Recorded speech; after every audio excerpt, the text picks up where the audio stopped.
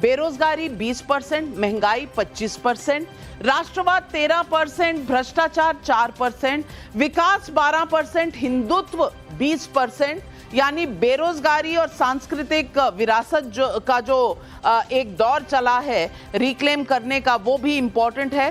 ध्रुवीकरण 4%, अन्य मुद्दे 2%। ये उत्तर भारत है, लेकिन महंगाई मुद्दा है, बेरोजगारी मुद्दा है, हिंदुत्व भी एक मुद्दा लोगों के सामने है, लेकिन ये मुद्दे इंपॉर्टेंट हैं। अब चलते हैं हम वेस्टर्न यानी कि पश्चिमी भारत की तरफ। तो यहाँ बेरोजगारी 16% पर, महंगाई 22% पर, विकास 14% और हिंदुत्व 21% पर।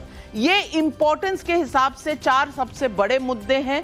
राष्ट्रवाद 15% पर, भ्रष्टाचार 7% पर, ध्रुवीकरण 3% पर, अन्य 2% पर। और चलें अगर इसके बाद हम देखते हैं कि पूर्वी भारत में क्या मुद्दे इंपॉर्टेंट हैं। तो पूर्वी भारत में महंगाई 22%, बेरोजगारी 15%, विकास 21%, हिंदुत्व 18%, राष्ट्रवाद 12%, भ्रष्टाचार 5%, ध्रुवीकरण 5%, अन्य 2%। यानी भ्रष्टाचार, और मैं चाहती हूं आप सब भ्रष्टाचार के मुद्दे पर देखिए, इतना लोगों का उस पर ध्यान नहीं है। और साउथ इंडिया, दक्षिण भारत की तरफ अगर चलें तो यहां क्या मुद्दे हैं। और दक्षिण भारत के मुद्दे हैं बेरोजगारी 8%, 21% महंगाई जरूरी है, विकास 22%, हिंदुत्व 16% और राष्ट्रवाद 17%, 8% भ्रष्टाचार, ध्रुवीकरण 4%, 4% अन्य।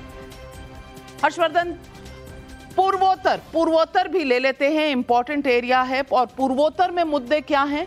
फिर बेरोजगारी 8%, महंगाई 24%, विकास 20%, हिंदुत्व 14%, राष्ट्रवाद 18%। यहां राष्ट्रवाद का मुद्दा है। भ्रष्टाचार 8%, ध्रुवीकरण 3%, अन्य 5%। लेकिन महंगाई यहां भी बड़ा मुद्दा है।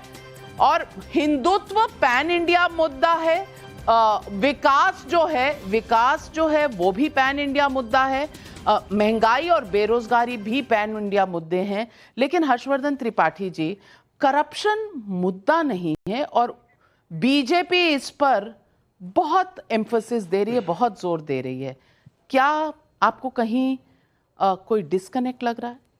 देखिए नविका जी, मुझे लगता है कि इस पूरे सर्वे को अगर मुद्दों के आधार पर देखें तो बहुत साफ साफ दिख रहा है कि डोमिनेट कौन से मुद्दे कर रहे हैं, कौन से प्रभावी मुद्दे हैं। तो हिंदुत्व, राष्ट्रवाद और विकास।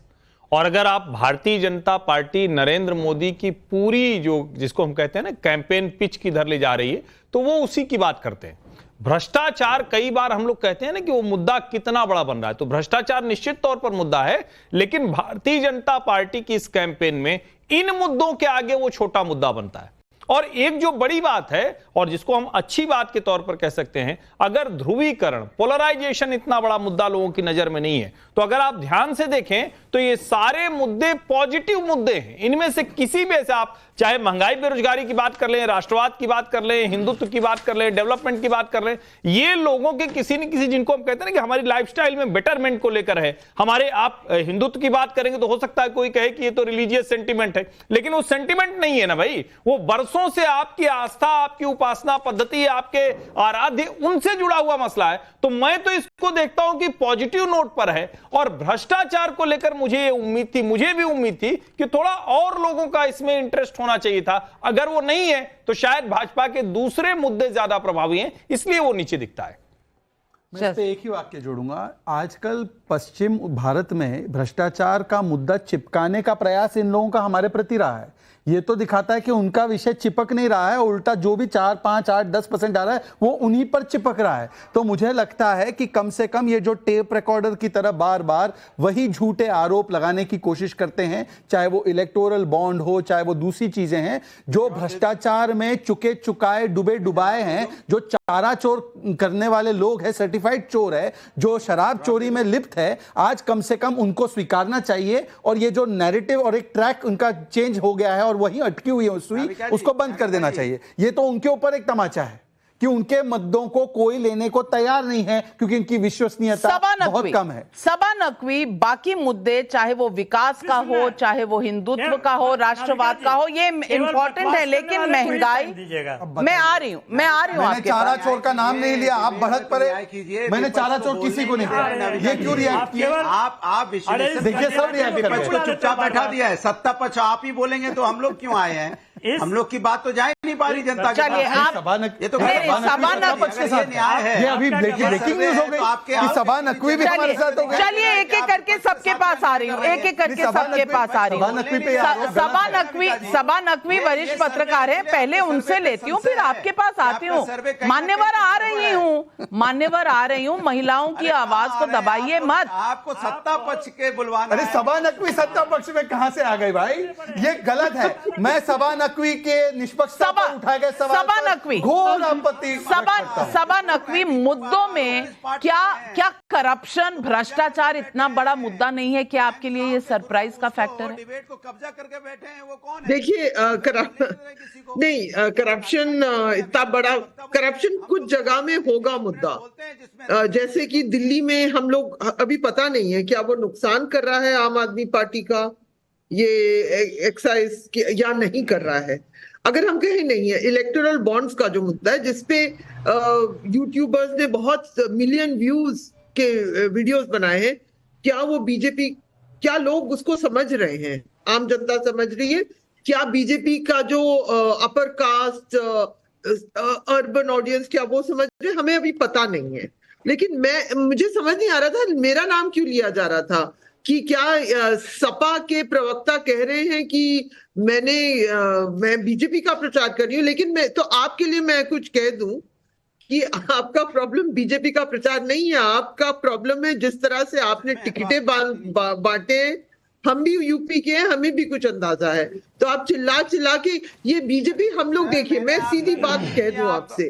चलिए अनुराग भदौरिया जी, सभा नकवी बहुत ही इंडिपेंडेंट जर्नलिस्ट हैं और वो कह रही हैं कि वो अगर बीजेपी को देख रही हैं तो वो आपका भी देख रही हैं ट्रैक रिकॉर्ड। और आपको मैं बता दूं, जमीन से मैं बता दूं कि जिस तरह से आप लोग तैयारी करते हैं चुनाव का, आप नाविका जी झगड़ा लगा रही हैं। चलिए छोड़िए, प्रवक्ता कह रहे थे सभा जी का नाम दे रहे थे, मैंने तो उनका नाम भी नहीं लिया। कमाल है, तो गलत मैं झगड़ा का नाम नहीं लिया, कमाल करते हैं, मैं नाम नहीं लिया, कमाल है। आप क्यों भड़क पड़े? हमने तो बोला ही नहीं उनके बारे में कुछ भी नहीं, बिल्कुल बोला, उन्होंने बोला सत्ता पक्ष से बुलवाना है। आपने कहा सभा से और सत्ता पक्ष से बुलवा रहे हो, तो सभा तो सत्ता पक्ष की तरफ की नहीं बोल रही है, लेकिन नवल किशोर यादव जी बीच में टपक रहे हैं। सत्ता पक्ष वाले टपक रहे थे बीच में, टप। अरे जो राजनीति से टपक चुके हैं, उत्तर प्रदेश से टपक चुके हैं, जो लटक चुके हैं, टपक चुके हैं, भटक चुके हैं, वो अभी भी मटक के बोल रहे हैं, मटके अभी